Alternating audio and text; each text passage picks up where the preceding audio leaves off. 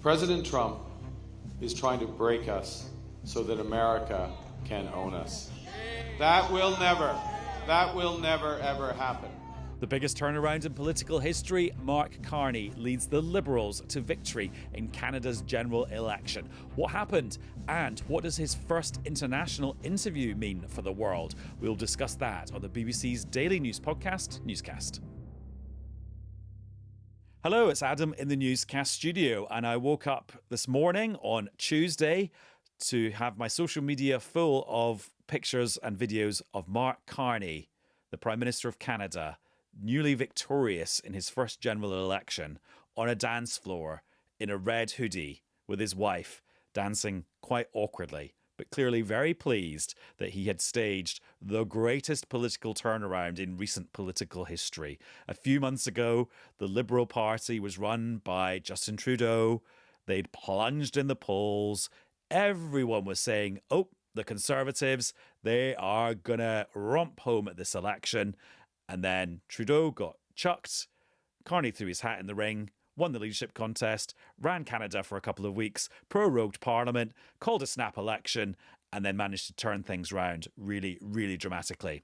And it's all being ascribed to the impact of Donald Trump, who, as we know, has put massive, massive tariffs on the imports of Canadian goods. Although it is actually a little bit more complicated than that, as you will discover on this episode of Newscast, where we're joined by loads of luminaries who are all in Canada. First of all, let's speak to the BBC's most famous Canadian. Who else? Lyse Doucet. Hello, Lyse. I think Mark Carney is the most famous Canadian right now. No, I mean in the but BBC. Thank you for the compliment. In the BBC. No, yes. Where are you, Lyse, and what's kind of going on around you at the moment? So I'm standing on the terrace of the Chateau Laurier, which is a very historic hotel. And I'm actually looking at the Houses of Parliament with the Peace Tower. It's under renovation, so there's all kind of scaffolding too. It seems to be an apt metaphor that it's also going to get a makeover under the new Prime Minister, Mark Carney. But I have to warn you that yesterday was bright sunshine, and I think many voters went out and thought, well, okay, today's a good day to cast my ballot. But dark clouds are closing in, so you might hear the rain on the roof when we're having our conversation. Right, we're having this conversation at about 6:15 UK time on Tuesday. Where are we in terms of the results and the number of seats at this point? Yeah, so let's... Canada, of course, is a vast country of 6 time zones. I'm in the Eastern time zone here in Ottawa, and it's now 1:15 in the afternoon. We heard that Mark Carney has just, to use the expression, just gone to work. And he was asked by reporters when he will see President Donald Trump, and he kind of said, well, we'll see. All of the results, all of the counting isn't over yet because there was a record number of advance voters, some 7 million. But from what we know so far, definitely the Liberals have now won a 4th term in office. They have 168 seats at last count, so just short of that magic number of 172, which would mean that Mark Carney and the Liberals could have governed with a majority. And as you know, Adam, how much easier it is to govern in whatever parliament it is with a majority. And it has to be said that the opposition under Pierre Poilievre, who only months ago looked set to win by double digits, they also have a very strong showing in Parliament. In fact, Pierre Poilievre has actually achieved one of the highest popular number in terms of the popular vote in decades, but he's projected to lose his own seat in the Ottawa region. So what a mixed fortune for him. Yeah, and we'll talk about that in a second because we'll be joined by a friend of Newscast who's an avid watcher of Canadian politics and in fact does a podcast in Canada. That's a little clue to who it is. But Lyse, it's interesting. I always find with these results, because as us journalists, we get used to the result very quickly because it's the new reality. But we just need to remind ourselves, what a sort of stunning turnaround this is for the Liberal Party's fortunes, and kind of what an achievement it is for Mark Carney as, well, basically a novice. It is breathtaking. Months ago, what we have seen happening here in Canada in this extraordinary political moment was unfathomable. unthinkable just months ago when Pierre Poilievre, a career politician, known as a very charismatic politician, very quick-witted, very fast on his feet, always with the right quip at the right time and in Parliament, was riding high in the polls. As I meant, by 25 points, some even as close to 30 points ahead of the Liberals, as the Liberal Party, under nearly a decade of rule under Justin Trudeau, who of course started with a great wave of popularity, but his popularity was plunging. And after he was basically stabbed in the back by members of his own team, then the Liberal Party had, to use the phrase, a Trudeau bump. They went up a little bit in the polls. But when it was when President Donald Trump returned to the White House and started not just imposing the swingeing tariffs that so many countries, including Britain, are now confronting, but started talking about Canada as the US's 51st state, telling Canadians they'd be better off as Americans. First, Canadians thought that was a joke, so they laughed. Then they got angry because they thought, you're our most important ally. And then they got defiant, a kind of patriotism we've never seen in Canada. I've really noticed that here in Ottawa, driving through neighborhoods, it's not a country where people, kids are known as a little bit humble and nice and self-deprecating. The flags are everywhere. And on top of it, Mark Carney, who only came into politics a few months ago, no political experience, never run for office before, suddenly he's got this huge political mandate. Well, suddenly we're joined by a friend of Newscast. It's Jayme Poisson from CBC, who presents their daily news podcast, kind of newscast-esque, which is called Front Burner. Welcome back, Jayme. Thanks so much for having me back. It's good to see you. Well, thank you very much for recording an emergency episode of your podcast at 2 a.m. for us to listen to get up to speed. I hope it made some kind of sense. Oh, it was great. Hello, Jayme. It's hard to know at Hello, 2 a.m. Jayme. Hello, yes. Hi, Lyse. It's always great to talk to the BBC's most famous Canadian. It was just, hello, bonjour. I'm from New Brunswick on the East Coast. Where are you from? Toronto. Toronto. But with a name like Poisson, it must be French. Yeah. My parents grew up in Montreal. Much as I'm loath to jump into this massively delayed broadcasting, because everyone's like plugged into different things in different continents. Anyway, Jayme, was it? I mean, basically, like, kind of the history book's been written now that basically Donald Trump won this election for Mark Carney. Is it as simple as that? I think yes and no. Yes, and just to pick up on what Lyse was saying, if you had told anybody 6 months ago that the Liberals would be forming a government today, they would have dropped dead. No, not a chance. These guys were at 45 seats at Christmas projected, and now I think the latest as of today, as of right now, is 168. Right? Stunning turnaround. At the same time, the country is also quite divided after yesterday. So the opposition party leader, Pierre Poilievre, got 42% of the vote. I think Carney's at 43, right? So it's really quite split. And so I think that this election was about Trump, but it was also about change.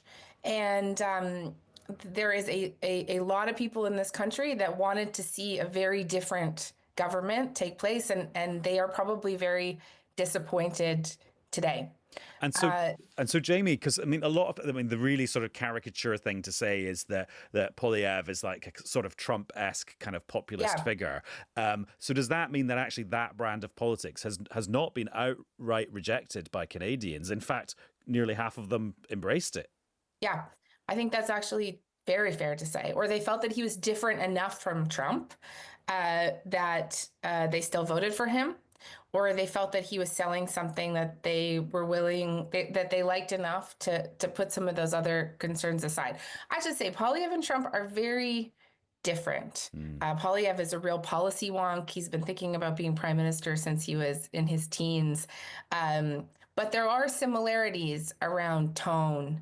He has a penchant for nicknames like Trump. He can be very derisive when it comes to speaking with journalists, stuff like that.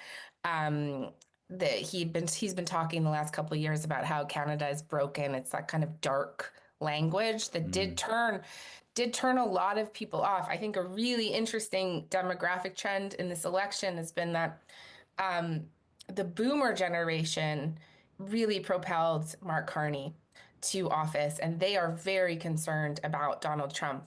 But the conservatives were able to build a coalition with a lot of younger people who are very frustrated with the status quo in this country right now, the cost of housing. They feel like they can't get ahead. And Poilievre has, for the last couple of years, been able to tap into those frustrations. Another, and I'll just do it quickly, another really interesting trend that we saw was essentially the collapse of the NDP, our left flank party. That's why it's so split down the center. The NDP was essentially decimated last night. So Poilievre scared those people in some ways into voting for Mark Carney. And so we are in many ways kind of left with quite a split country at the moment, even though Mark Carney has a mandate and is the prime minister. Well, yeah, and Jagmeet Singh, who is the leader of that NDP party, he did quite an emotional defeat speech overnight. Lyse, I'm going to talk to Faisal in a minute because he's been speaking to Mark Carney and did an interview in a very much kind of international context about what comes next for Canada in kind of economic and foreign policy. But what do you think about Jamie's point there about Canada actually being quite a divided country? Have you seen any sense that Mark Carney recognises that and is going to have to maybe position himself in a slightly different way now that he's prime minister in his own right, rather than just inheriting a sort of caretaker government and also not just purely kind of standing up to Donald Trump? Well, it was noticeable that in his victory speech, he repeatedly mentioned the need for unity, the need for that he would be a prime minister for all Canadians, including, as you've been hearing from James, the millions who didn't vote for him. He alluded to the long-standing problems for the Liberal Party in the West, particularly the oil-rich province of Alberta. A very, very important person in the Conservative movement, Preston Manning, had sounded the alarm bells in the election campaign and said if the Liberal parties returned for a fourth term, then issues of unity and separatism for Alberta will again be on the agenda. When polling was done in the run-up to the elections about what Canadians thought of President Trump's offer to Canadians to become, or let's say a threat to Canadians to become part of the United States, there was a small minority, but even a small minority is significant in this moment, who said, yes, we would be better off with the United States. And interestingly, 25% in the Abacus data poll, it's a respected pollster, said that 25% would be willing to explore the idea. Now, we're not quite sure what that means. On the other side of the country, it's in this long-standing, of course, Quebec, the majority French language province, always emphatic about its own distinctive identity. We've heard from the leader of the Bloc Québécois, the Monsieur Blanchette, who has said that sovereignty will be put on the back burner for now, because Quebecers as well said what matters most at this moment, we want to keep Canada together. The people of Quebec are very much affected by tariffs. They're very much affected by the flows of migrants crossing from the United States into Quebec. They've been hurting economically, but right now they see interest in being part of Canada than not being part of Canada.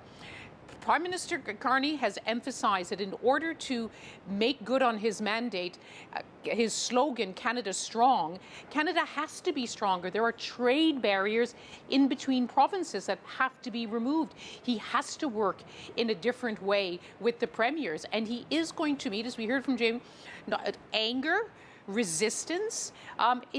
Does he have the political skill set to be able to manage these tides within Canada itself? It's very, very ominous that despite all our talk about this great victory and this great upset, this is a divided nation. And Jayme, you've done so many episodes of Front Burner in the last few weeks, reporting on the campaign. What have you learned about Mark Carney as a leader and as a prime minister from this campaign and from his brief couple of weeks as prime minister already? Ooh. What have I learned from him? I think he deserves credit for he seems to be a really quick study. When he first started on the campaign trail, all the pundits were like, oh, he's so boring. These speeches are very halting. And he seems to have gotten better at those quite quickly. He certainly held his own in the French language debate. His French is not fantastic, but it wasn't terrible. And certainly he did fine in Quebec last night, so it was good enough. He did perfectly fine in the English debate. I mean, one thing that's a bit hard, I know you mentioned your colleague did an interview with him today. He hasn't really done any English language interviews with any journalists here. It would be nice if he did. Really? Yeah. A lot of interviews with the BBC and some podcasts and such. Well, it's been lovely chatting to you both. I'll let you go in a second, but at least just before I do, as a proud Canadian, give me your review of his dancing in a Canadian hoodie at his victory party. I should have said this. This is what I wrote. Actually, well, Lyse, you can give me your review, and then we'll give Jayme the final word on his dad dancing. What I will say is, who knew that this staid banker could play ice hockey, to make it clear to what kind of hockey it is. He was a goalie on the Oxford team. And, you know, just after his 60th birthday, he was out on the ice playing hockey. Who knew this? And it turns out he has a certain other side to Mark Carney, the banker, and the economist. Okay, dancing is another thing. In Canada, playing ice hockey is a good qualification to being the Prime Minister. Dancing, Canadians will give a pass on that. Okay, Lyse, I'm going to let you go and get an umbrella, but lovely to catch up. Nice to talk to you and to Jayme as well. Merci beaucoup. See you later. Bye. So nice to talk to you. And Thank you. Bye, Jayme. Thank you. We'll gradually fade out, Lyse, so that people don't really need the bathroom while listening to this episode of Newscast of that torrential downpour. Yeah, Jayme, just not to end on we are ending on a really trivial note, but no, I love it. Yeah. What was your take on his dad dancing at the victory party? It was terrible. It was really rough dancing. Not to say that that's not charming, you know, but it was very bad dancing. It is big time going viral. But the other thing that I find really entertaining about it is that if you had also asked me during this election cycle if I would have seen like Down with Webster on my election bingo card, that he's like a fan of Down with Webster. Who's that? It's like this band. Oh, I see. Sorry. It's just not the band that I would have thought Mark Carney would have listened to. You know, it's like this rock band. Jayme, I'm afraid my Canadian music knowledge ends at Bryan Adams and Celine Dion. That's what, you know what most people do. Anyways, it was pretty funny. It was pretty funny. Talking of funny though, that video he did with Mike Myers, I don't need to see another one of them because Mark Carney cannot act.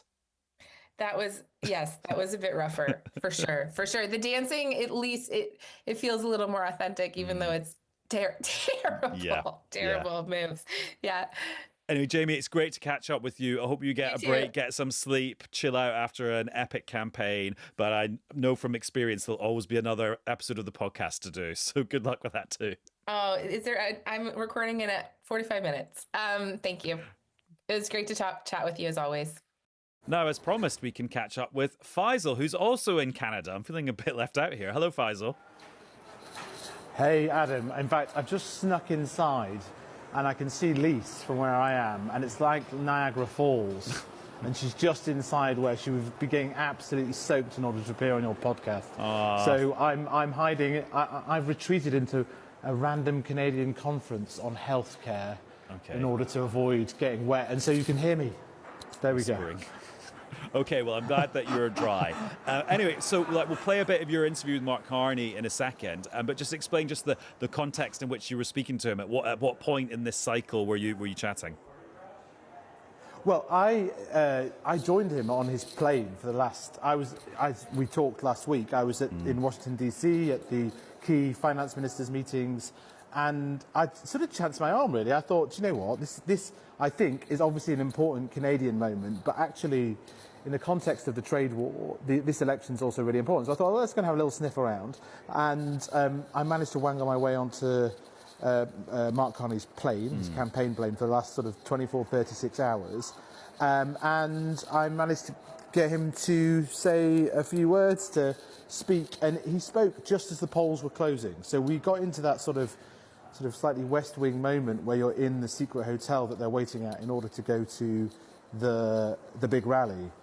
And he was feeling pretty confident. They had all their internal numbers, but he wanted to talk about the sort of big economic challenge. And I think there was some strategy in speaking to us in the sense that how he's going to win this trade war if he can, or how he's even going to get on the field against a country as powerful and big as America, is with some allies and making Donald Trump think again, essentially, and sort of pushing with the grain of economic and market logic. That is the vibe I got from him.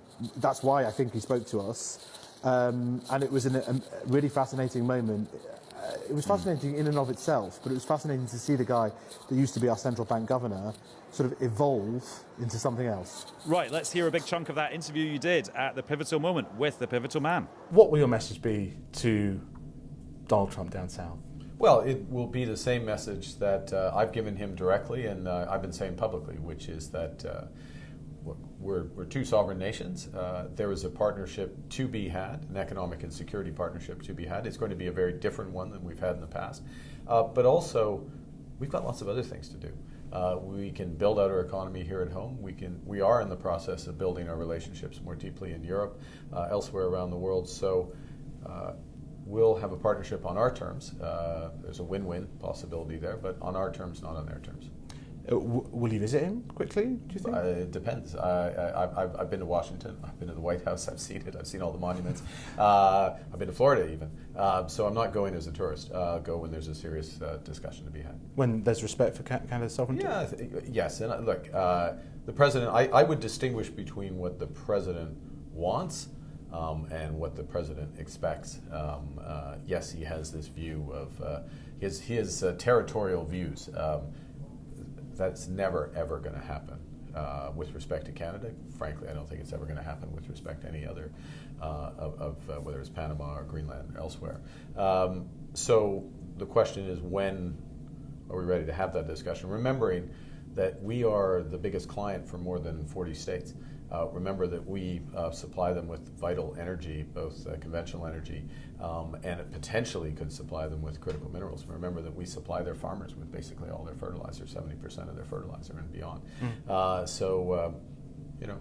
We deserve respect, we expect respect, and I'm sure we'll get it in due course again, and then we can have these discussions. Yeah, Faisal, my takeaway from that portion of the interview is actually he sounded he still sounded quite bullish in Trump's direction, but maybe a little bit less bullish than he has when he was on the campaign trail. He's now being a little bit more kind of nuanced about what's going to happen. Yeah, and I think the way that I would see what your correct reflection, because he was saying things like America's global economic leadership is lost, and that is a tragedy, and basically suggesting that was forever.